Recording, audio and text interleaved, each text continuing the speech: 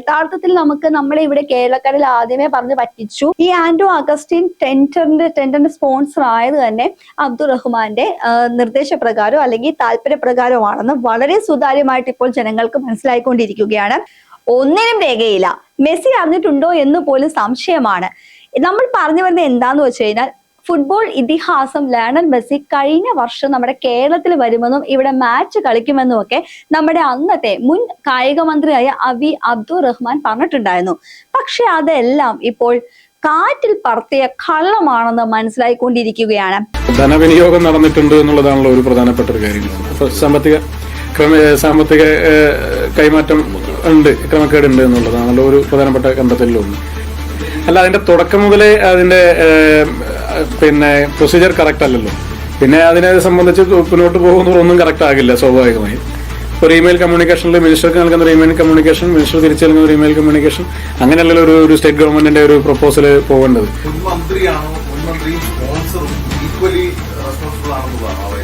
അത് ആ വയലേഷൻസുമായി ബന്ധപ്പെട്ട് ഈക്വലി റെസ്പോൺസിബിൾ ആണെന്ന് പറയാൻ വേണ്ടി കഴിയില്ല. കാരണം ഈക്വലി റെസ്പോൺസിബിൾ എന്ന് ഭരണഘടനാ സ്ഥാനത്തിരിക്കുന്ന ഒരാൾക്ക് ഉണ്ടാകേണ്ടുന്ന ഉത്തരവാദിത്വം സ്വാഭാവികമായിട്ട് പുറത്തേക്കുന്ന ഒരാളെ സംബന്ധിച്ച് അത്രത്തോളം ഇല്ലല്ലോ. അപ്പോൾ ഈക്വലി ആണെന്ന് പറയാൻ സാധിക്കില്ല. പക്ഷെ അതുമായി ബന്ധപ്പെട്ടുണ്ടായിട്ടുള്ള എല്ലാ വ്യവഹാരങ്ങളിലും ഏർപ്പെട്ട എല്ലാ ആളുകളെ സംബന്ധിച്ച് റെസ്പോൺസിബിലിറ്റി ഉണ്ട്.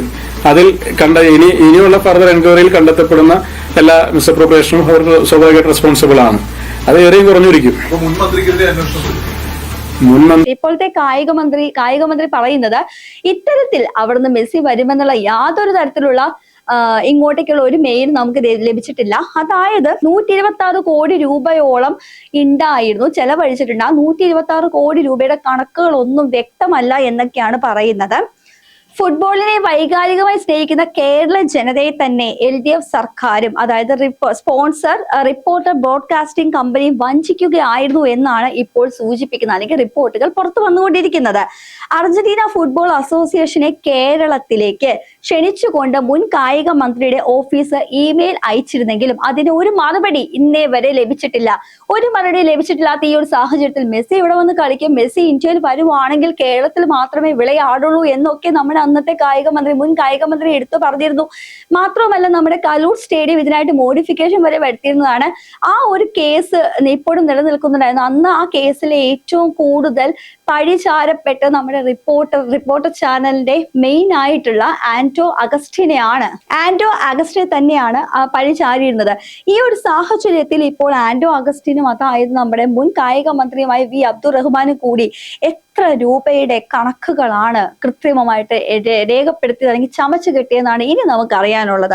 അർജന്റീന ടീം ക്ഷണം സ്വീകരിച്ചെന്നോ വരാൻ തയ്യാറാണെന്നോ വ്യക്തമാക്കുന്ന രേഖകളോ ഉറപ്പുകളോ ഒന്നും കായിക വകുപ്പിന്റെ പക്കലില്ല. അതായത് ഇവിടെ നിന്ന് അങ്ങോട്ടേക്ക് വരുമോ എന്നൊരു ഇൻവിറ്റേഷൻ ലെറ്റർ അല്ലെങ്കിൽ മെയിൽ അയച്ചിട്ടുണ്ട്, പക്ഷെ അവിടെ നിന്ന് അത് റിസീവ് ആയി അല്ലെങ്കിൽ തിരിച്ചൊരു റിപ്ലൈ കിട്ടിയെന്നുള്ള യാതൊരു റെക്കോർഡും നമ്മുടെ കായിക വകുപ്പിന്റെ കീഴിൽ ഇല്ല. അർജന്റീന ടീം ഈ വിവരം അറിഞ്ഞിട്ടുണ്ടോ എന്ന് പോലും സംശയമാണ്. അതായത് ഇവിടെ മെസ്സിയുടെ പേരിൽ കേരളത്തിലെ സകല ജനങ്ങളെ പറ്റിച്ചിട്ട് യഥാർത്ഥത്തിൽ ലയണൽ മെസ്സി ഇതൊക്കെ അറിഞ്ഞിട്ടുണ്ടോ എന്ന് പോലും ഇപ്പോൾ സംശയമാണെന്നാണ് ഇപ്പോഴത്തെ കായിക മന്ത്രി പറയുന്നത്. കൊച്ചി കലൂർ സ്റ്റേഡിയം സ്പോൺസർക്ക് കൈമാറിയതിലും ക്രമക്കേടുകൾ, അതാണ് നമ്മൾ കുറച്ചു മുമ്പ് പറഞ്ഞത്. സ്പോൺസറായ ഈ ആൻഡ്രോ അഗസ്റ്റിൻ ആണ് സ്പോൺസർ. അപ്പൊ ആ സ്പോൺസർക്ക് ഈ സ്റ്റേഡിയം കൈമാറിയതായിട്ടുള്ള ഒരു പ്രശ്നങ്ങളും അന്ന് ഉണ്ടായിരുന്നു. കാരണം GCDA എങ്ങാണ്ട് അന്ന് ഇടപെട്ടിട്ട് ഒരു പ്രശ്നം ഉണ്ടായിരുന്നു 2025. ഇതുമായി ബന്ധപ്പെട്ട് അന്നത്തെ മുഖ്യമന്ത്രി പിണറായി വിജയന്റെ നേതൃത്വത്തിൽ നടന്ന യോഗങ്ങളിലടക്കം വലിയ ദുരൂഹതകളുണ്ട്. ഫിഫയുടെ രജിസ്ട്രേഷൻ ഇല്ലാത്ത സ്റ്റേഡിയത്തിൽ അന്താരാഷ്ട്ര മത്സരങ്ങൾ നടത്താനാവില്ലെന്ന പ്രാഥമിക വസ്തുത പോലും പരിഗണിക്കാതെയാണ് സ്റ്റേഡിയം സ്പോൺസർമാർക്ക് വിട്ടുകൊടുക്കാൻ നടപടി സ്വീകരിച്ചത്. അതായത് നമുക്ക് ഇപ്പോ ഫിഫയുടെ രജിസ്ട്രേഷൻ ഇല്ലാതെ അന്താരാഷ്ട്ര മത്സരങ്ങൾ നമുക്ക് അവിടെ നടത്താൻ പറ്റുകയില്ല. പക്ഷെ ഇതെല്ലാം കാറ്റിൽ പറത്തിക്കൊണ്ട് അല്ലെങ്കിൽ ഇതെല്ലാം പരിഗണിക്കാതെയാണ് നമ്മുടെ ഈ കലൂർ സ്റ്റേഡിയം ഈ സ്പോൺസർമാർക്ക് ഇതിന്റെ പേരിൽ എഴുതി കൊടുത്തത്, അതായത് വിട്ടുകൊടുത്തതെന്നാണ് പറയുന്നത്. അതിന്റെ പേരിൽ അവിടുത്തെ മരങ്ങൾ മുറിക്കാനും ഒക്കെ ഒരു തീരുമാനങ്ങൾ വന്നിരുന്നു. അതാണ് കൂടുതൽ പ്രശ്നം രൂക്ഷമായത്. മുൻ മന്ത്രി അബ്ദുറഹ്മാൻ ഇതിന്റെ പേരിൽ നടത്തിയ മാഡ്രിഡ് സന്ദർശനവും സംശയത്തിന്റെ നിഴലിലാണ്. ഈ യാത്രയുടെ ഉദ്ദേശത്തെക്കുറിച്ചും അതിനെ ചെലവഴിച്ച പണത്തെക്കുറിച്ചും അന്വേഷണം വേണ്ടിവരുമെന്നും റിപ്പോർട്ടുകൾ പറയുന്നു. വിഷയത്തിൽ മന്ത്രി നേരിട്ടാണ് കത്തിടപാടുകളും മറ്റും നടത്തിയിരിക്കുന്നത്. വകുപ്പിൽ ഇത് സംബന്ധിച്ച് ഏകോപനമോ സുതാര്യത ഉണ്ടായിരുന്നു. അതായത് അബ്ദുറഹ്മാൻ എന്ന ഒറ്റൊരു വ്യക്തി മാത്രമാണ് ഇതിന്റെ മുന്നണിയിലും പിന്നണിയിലും നിന്ന് പ്രവർത്തിച്ചിരിക്കുന്നത്. കാരണം ഇത് മറ്റാളുകൾ ഇതിൽ ഇൻവോൾവ്ഡ് ആണോ എന്നൊന്നും അറിയത്തില്ല. കാരണം ഈ അബ്ദുറഹ്മാന്റെ ഒറ്റ താല്പര്യത്തിന് പുറത്താണ് ആന്റോ അഗസ്റ്റിൻ ഇതിന്റെ സ്പോൺസർ ആയത്. പിന്നെ ആ സ്പോൺസർ എന്ന മുഖേനയാണ് കലൂർ സ്റ്റേഡിയം തന്നെ സ്വന്തമാക്കാനായിട്ടുള്ള ഒരു വലിയ പദ്ധതി തന്നെയായിരുന്നു ഇവർ ഇട്ടിരുന്നത്. ആ ഒരു സമയത്ത് 2025 കാലഘട്ടത്തിൽ ഇതൊരു വലിയൊരു കോൺട്രവേഴ്സി ഇഷ്യൂ തന്നെയായിരുന്നു. ഇതിനു മുന്നേ ആന്റോ അഗസ്റ്റിന്റെ പേരിൽ മരമുറി കേസൊക്കെ ഉണ്ട്. ആ ഒരു സാഹചര്യത്തിലാണ് അടുത്ത ഒരു തട്ടിപ്പ് ഇപ്പോൾ രംഗത്ത് വന്നിരിക്കുന്നത്. മത്സരത്തിനുള്ള പ്രതിഫലത്തിന്റെ കാര്യത്തിലും വലിയ ക്രമക്കേടുകൾ നടന്നിട്ടുണ്ട്. ആദ്യം 2 മത്സരങ്ങൾക്ക് 7.5 മില്യൺ വീതം നൽകാനാണ് നിശ്ചയിച്ചിരുന്നതെങ്കിൽ പിന്നെ അത് $15 മില്യൺ എന്ന രേഖകളിൽ മാറ്റം വരുത്തി.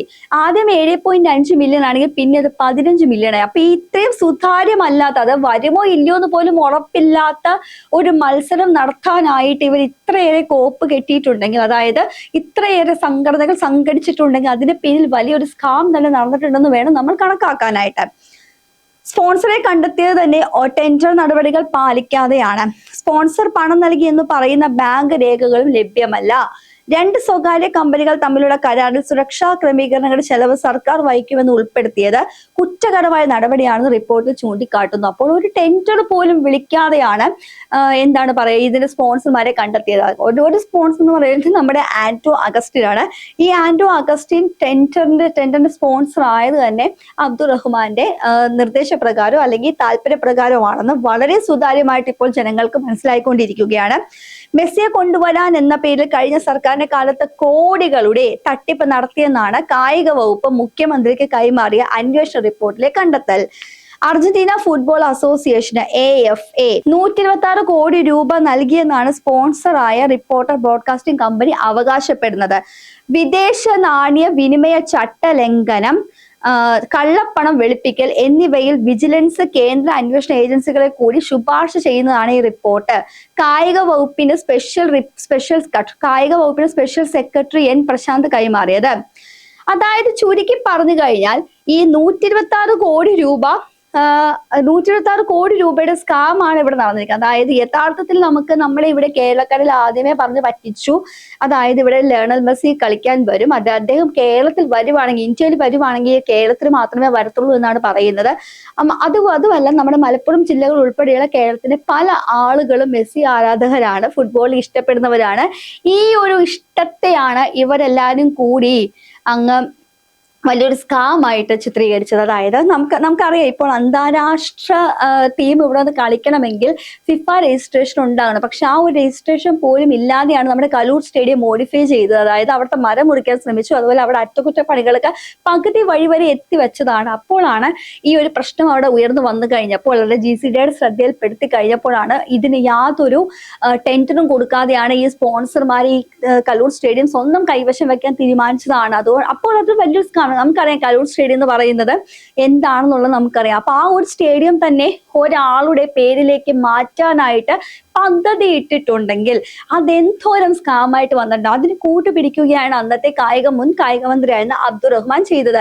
പക്ഷേ ഈ ഒരു യോഗം നടക്കുമ്പോൾ അന്നത്തെ മുഖ്യമന്ത്രിയായ പിണറായി വിജയന് ബാക്കി മന്ത്രിമാരുമെല്ലാം ആ യോഗത്തിൽ പങ്കെടുത്തിരുന്നു. അപ്പോൾ ഇതെല്ലാം കൂട്ടുപിടിച്ചിട്ടുള്ള ഒരു സ്കാമാണോ, അതോ അബ്ദുറഹ്മാന്റെ മാത്രം തലയിൽ ഉദിച്ച ഒരു പ്ലാൻ ആണോ, അതോ റിപ്പോർട്ടർ ചാനലിന്റെ മെയിൻ ആയിട്ടുള്ള ആന്റോ അഗസ്റ്റിന്റെ അദൃശ്യ കരങ്ങൾ ഇതിലുണ്ടോ, അത് ആന്റോ അഗസ്റ്റിൻ ആണോ ഇതിന്റെ മാസ്റ്റർ ബ്രെയിൻ? അതായത് കലൂർ സ്റ്റേഡിയം പോലും തന്റെ പേരിലാക്കാൻ വേണ്ടി കളിച്ച നാടകമാണോ ഇതെന്നാണ് ഇനി അറിയേണ്ടത്. എന്താണെങ്കിലും കഴിഞ്ഞ വർഷം മെസ്സി ഇന്ത്യയിൽ വന്നിരുന്നു, പക്ഷെ കേരളത്തിൽ വന്നില്ല, കേരളത്തിൽ കളിച്ചിട്ടുമില്ല. അന്ന് ആന്റോ അഗസ്റ്റിൻ ഉൾപ്പെടെയുള്ളവർ പറഞ്ഞതായിരുന്നു, കേരളത്തിൽ മെസ്സി വരും, നിങ്ങൾ കണ്ടോ എന്നൊക്കെ പറഞ്ഞായിരുന്നു. ടിക്കറ്റ് വരെയും, അതായത് ഏറ്റവും VIP ടിക്കറ്റിന് ഇത്ര ലക്ഷം രൂപ വരെയും ചാർജ് ചെയ്തതായിരുന്നു. പക്ഷെ എന്നിട്ടാണ് ജനങ്ങളെ കബളിപ്പിച്ചത്. ഇതെല്ലാം കൂട്ടി വായിക്കുമ്പോൾ ഇതിന് സ്വർണ്ണക്കൊള്ള കേസും ബാക്കിയുള്ള കേസിനെല്ലാം പിന്തള്ളി ഇത് നമ്പർ 1 കൊള്ളയാണെന്നാണ് നമുക്ക് തോന്നുന്നത്.